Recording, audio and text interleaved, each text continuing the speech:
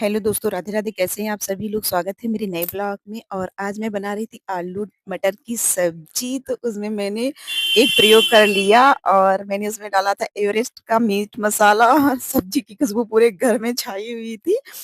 इधर मैं बिटिया को रेडी करके ले आई थी स्टोर पर, क्योंकि आज मुझे कान्हा जी की आँखें लगानी थी। मेरी बात हुई थी तो मैंने उनको टाइम दिया हुआ था।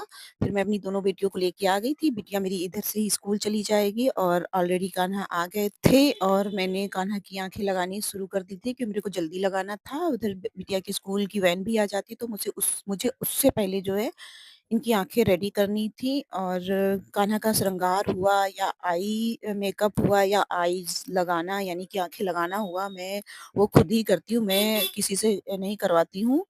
और कान्हा की आँखें मैंने लगा दी थी और मैंने उनको बोल दिया था कि इनको ज़ोर से रगड़ना नहीं, क्योंकि ये परमानेंट आँखें नहीं हैं और ये टेम्परेरी ही बनी हुई हैं।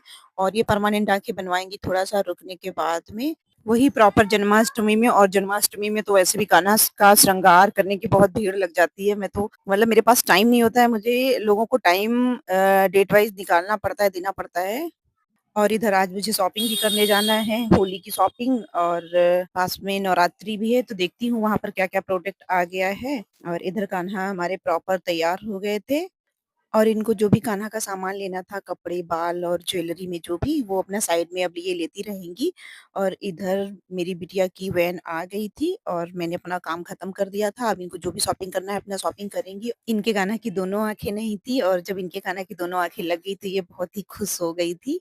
और फाइनली मेरी बेटी की वैन जो थी वो आ गई थी स्टोर के सामने और मेरी बेटी वैन में बैठ गई थी। मैं साथ में अपनी आज दूसरी बेटी भी लेके आई थी, तो मैंने सोचा थोड़ा-सा रिलैक्स कर लूँ तब मैं घर निकलूँ, तो मैं आके बैठ गई थी और मैंने अपनी बिटिया से माँगा था माइक। तो अब देखो। चॉकलेट घुसाई। चॉकलेट घुसाई? हाँ, चॉकलेट घुसाई। कहाँ चॉकलेट घुसाई? ये देखिए, चॉकलेट घुसाई। इतनी शैतान हो, चॉकलेट घुसाई। हाँ, देखिए घुसाई। रखिए ये इसको। डार्क इसको चॉकलेट दिख गया। मेरे से बोल रही है मम्मा आपके बैग में चॉकलेट घुस आई। ये मैं खाने के लिए लेके आई थी अंडो। दीजिए अब जल्दी से मुझे। क्या दी? ये देखो। अब दीजिए। वाह हो जी।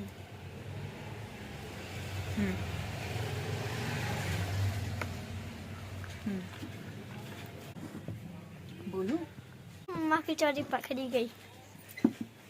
हमको खुद चॉकलेट खाने हम मना करते हैं, खुद चॉकलेट खाती है मम्मा। तो आपके टीथ खराब हो जाएंगे, मेरे क्या है? हाँ, आपका भी तो खराब हो जाता है। अब मेरे सब कुछ नहीं खराब होगा मेरा। नहीं, तुम लोगों को अपना टीथ बचाना है, ठीक है? तो आपको चॉकलेट सिर्फ मैं ही खाऊंगी। नहीं। बाय बाय बोले बोले। और फिर हम आ गए थे घर और अब हो गई थी शाम। हस्बैंड जैसे ही ऑफिस से आए, हम लोग निकल लिए थे सामान लेने के लिए स्टोर का, क्योंकि अब होली भी सर पे है और नवरात्रि भी सर पे है। वैसे तो मेरा सामान बाहर से ही आता है, लेकिन इस बार शायद मैं यहीं लोकल से ही सारा सामान कैरी करूंगी। नहीं तो मेरा सूरत और मथुरा ऐसे ही मेरा सामान वहां से आता है। कुछ पर्सनल इश्यूज होने के कारण इस बार हम लोग यहीं से लोकल मार्केट से ही सारा सामान कैरी करेंगे। और ये देखिए सारा चुनरी, आसन, मतलब सब लग गया था, पूरा ब्रास का आइटम।